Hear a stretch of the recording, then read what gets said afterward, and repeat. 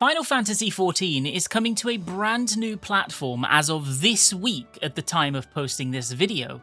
It'll be making its way to Nintendo hardware as it releases on Switch 2, providing players an easy handheld way to explore the world of Eorzea. I'm actually planning on picking it up myself and playtesting it over the coming weeks to see just how adequately it performs in some of the most difficult content in the game, including the most recent Savage and Ultimate raids. So whilst that video isn't there yet, and honestly if you see somebody saying they've reviewed it in the next few days, they probably didn't do it thoroughly, check back soon enough and it will be there. I'm looking forward to it honestly, and it should be a lot of fun. In this video I will cover everything you need to know before downloading the game, including the release date, which edition is the best value for money based on how you plan on playing, how the free trial works, subscription costs, including how the subscription interacts with the PC and home console version, new Switch 2 features like the Joy-Con mouse support, and how exactly the game runs on this new handheld platform. By the end, you'll know exactly how to get started, and how to avoid spending money before you need to, either as a current FF14 player, or a newcomer looking to dip their toes in for the first time. As a quick note, if you do happen to be a new player thinking about hopping on the game for the Switch 2 version, I do have a bunch of guides and resources available on the channel that might aid you in getting your feet wet if you're confused, so please do feel free to check them out. I've been playing and raiding in this game for nearly 12 years now, always on controller, which is very adjacent to the Switch 2 version, and hopefully that can provide a bit of a resource to you if you feel you need it. So to start with, Final Fantasy XIV launches on Nintendo Switch 2 on August 4th, which is tomorrow if you're watching this video the day it releases. This version is exclusive to Switch 2 and is not coming to the original Nintendo Switch, which I think makes sense and gives it the best possible chance for putting out a stable version. For anybody who's wanted a true handheld version of FF14, this is a huge deal. While it's been playable on devices like the Steam Deck before, and I have played it on Steam Deck, the Switch 2 version should offer a much more optimized portable experience. If you open the eShop, you'll immediately notice several different additions. For most new players, you can ignore all of them. They don't really matter for now, and if you want honest advice, you shouldn't buy the game at all yet. The biggest recommendation I have for you is simple. Start with the free trial. Memes aside, Final Fantasy XIV has one of the most generous free trials in gaming, giving players access to the base game, A Realm Reborn, alongside Heavensward, Stormblood, and Shadowbringers, the first 3 expansions of the game, all with no time limit. Players can level every available job included in the trial up to level 80, and the current cap is 100, experience hundreds, and I mean hundreds of hours of main story content, complete dungeons and raids, and explore a massive world without needing to spend a penny. While there are social and trading restrictions to prevent abuse, you'll have a currency cap and a couple of inventory limitations, and also you're not able to send tells to people without having them send things to you first. But despite that, you'll still be able to experience an enormous amount of content without paying anything. Whilst you're playing the free trial, you won't have to interact with the subscription fee, which I'll talk more about later, and by the time you get to the end of it, you're going to have a very concrete picture as to whether you want to become a long-term member of the game or not. If you do, purchase it and continue onwards. If you don't, I hope you enjoyed your stay, regardless of how long or short it ended up being. But when you're ready to buy, the first thing you're going to see is that there's a million different versions of the game. There's the starter edition and the complete edition and blah blah blah blah blah. Honestly, just completely ignore the starter edition. It seems cheap, but then you need to buy Dawntrail individually, which makes it more expensive. Ignore purchasing Dawntrail individually or anything like that.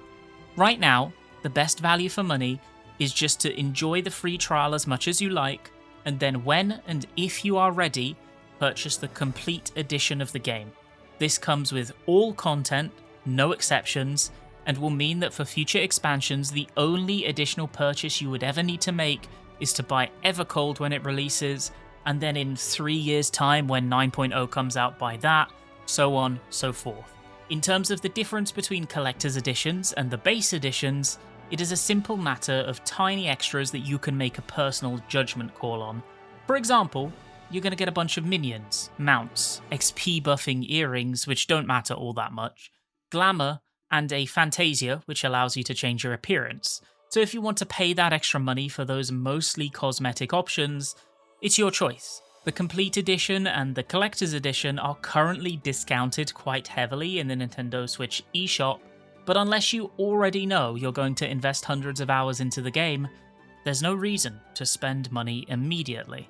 Once you purchase the full game and link your Square Enix account, you'll move from the free trial to the subscription model.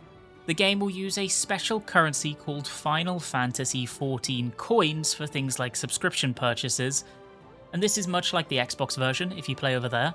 So if you've played on Xbox, you already know the system. If you haven't, then you probably don't. $1 is equivalent to 100 FF14 coins.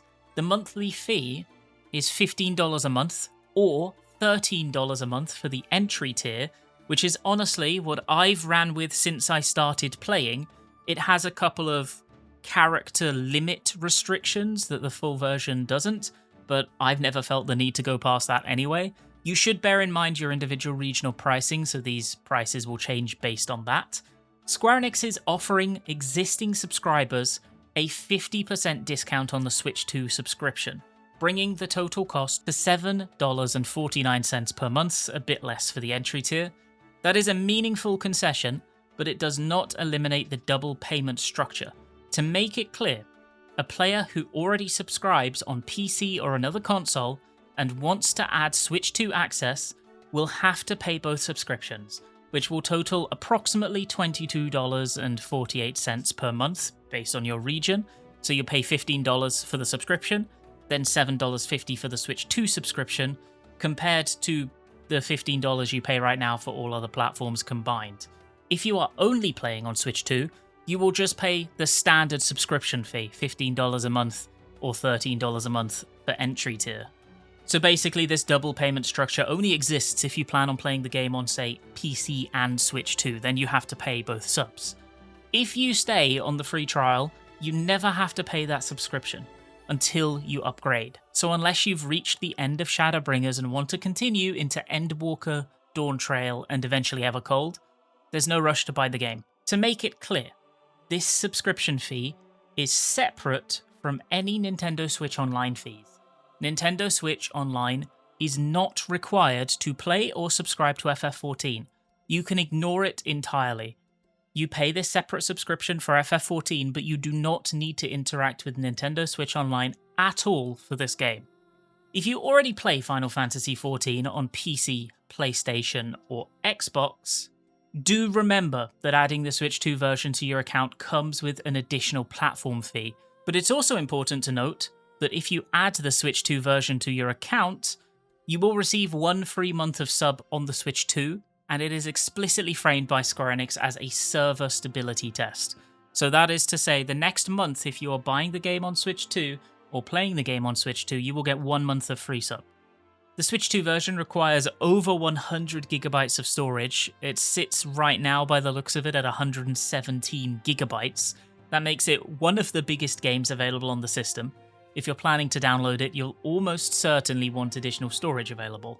The Switch 2 version includes support for the new Joy-Con mouse functionality.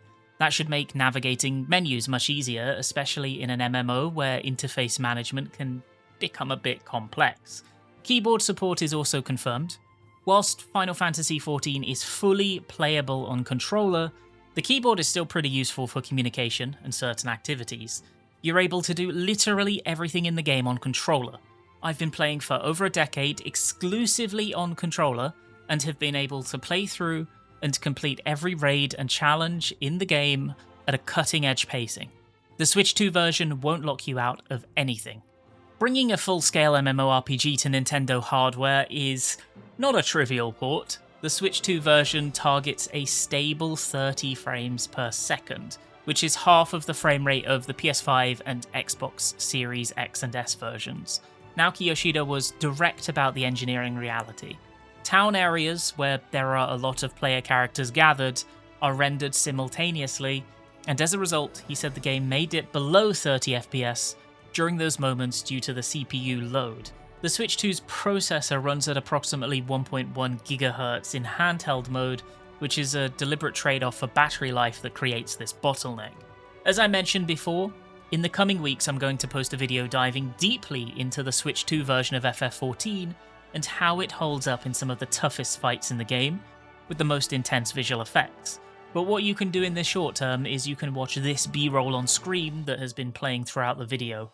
All of this is taken from a recent Japanese livestream held by the developers, where they showcased and tested the game on Switch 2 to see how it performs, and it should help in giving you a far better idea. If you have any questions about the game as a new player, I have a bunch of guide videos designed to help you choose your job, learn how to play it, and get a good understanding of the fundamentals, and deeper dives into mastering the game's battle content on my channel. So you're very welcome to check them out, and if your questions aren't answered there, I'll be paying attention to the comment section to answer anything that springs out to newcomers.